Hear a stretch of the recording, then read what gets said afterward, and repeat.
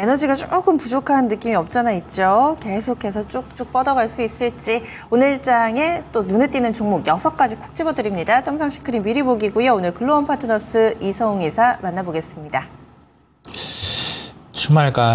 주말이 아니죠. 휴일간 미국 쪽에 지표 발표가 있었는데 시장 참여자들이 생각을 했던 게 그 지표 발표의 불확실성 같은 경우를 과연 넘어설 수 있을까라고 생각을 했었고, 먼저 PPI가 발표가 되었었죠. 우리나라 연휴 전에.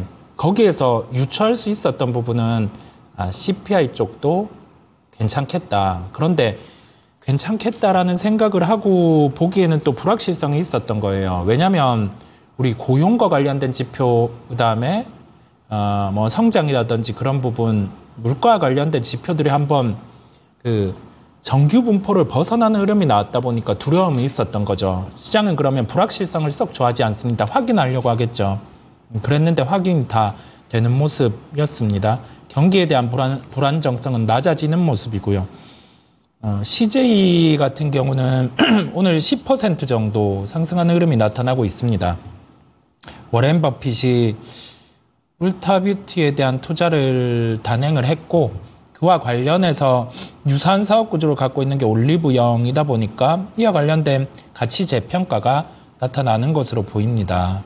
시가는 5.3% 정도 상승 출발을 했었고요. 오늘은 만약에 접근한다라고 하면 윗꼬리를 이렇게 다는 흐름이 나타나고 있잖아요. 시가 기준을 지켜주는지 그 부분을 체크하시면 되겠습니다. 다음으로는 실리콘투입니다. 화장품과 관련해서 2분기 실적이 나오고 시장에서 우려한 부분이 미국의 경기 침체로 인해 소비 행태 같은 경우가 빠질 수 있지 않을까라는 우려를 했어요. 그런데 경제 지표는 양호했고, 월마트가 실적 발표하고 컨콜에서 이야기를 한 게 하반기 가이던스를 올린다라고 했어요. 소비와 직결돼 있는 그쪽이 올린다라고 하니 시장에서는 경기 우려와 관련된 부분이 빠지는 모습들이죠.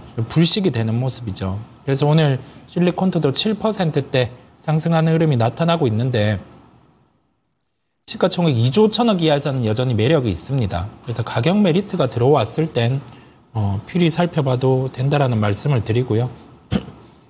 세 번째로는 PSK 홀딩스입니다. 7% 상승하는 흐름이 나타나고 있어요. 또한 우리가 경기와 관련된 부분의 우려가 계속 지속이 되었잖아요. 그 부분을 좀 이제는 회피할 수 있는 게 반도체 주다 보니까 경기 우려가 빠지고 그만큼 지수 반등 나오는데 경기 민감주들이 다시 강해지는. 그래서 국산화 장비주들 중에서 대표적으로 살펴볼 수 있는 종목임을 말씀드립니다. 다음으로는 VT입니다. 화장품 관련이에요. 역시 긍정적인 2분기 실적을 안고 오늘 6%대 반등이 나타나는 모습이고요. 네, 화장품 쪽 전체적으로 오늘 시장 안에서 좋은 흐름이 나타나고 있습니다. 다음으로는 인탑스입니다. 로봇주예요. 시장에서 한동안 외면되었었죠. 근데 애플도 탁상용 로봇을 출시를 한다 하고, 삼성도 뭐 보피 출시 예정을 단독 기사로는 9월 정도라고 했죠. 하반기 출시 가능성, 그런 부분까지 함께 내비쳐줍니다. 오늘 9% 상승함에도 불구하고 우선은 보유하고 가도 되겠고, 마지막으로는 두산에너빌리티입니다. 산업재 쪽 같은 경우가 원전 수주가 당장 안 나올 수는 있겠지만 풍력 터빈 관련해서 국산화 되어 있는 두산에너빌리티 같은 경우 오늘 3% 상승하는 흐름이 나타나고 있고요. 그와 관련된 수주의 가능성도 존재함에 따라 좀 보유를 하고 가셔도 된다라는 말씀을 드립니다. 미리 보기였습니다. 점상 시크릿 본편은 바로 이어서 유튜브 토마토 증권통 채널에서 함께 하실 수 있습니다. 오늘 바이오 쪽 그리고 반도체 자세하게 다뤄볼 예정이니까요. 궁금하신 분들 많이 참여해 주시기 바랄게요. 지금까지 다양한 투자 판단에 대한 도움 말씀드렸습니다. 종목의 상승 하락을 보장하지는 않습니다. 함께해 주신 여러분 고맙습니다.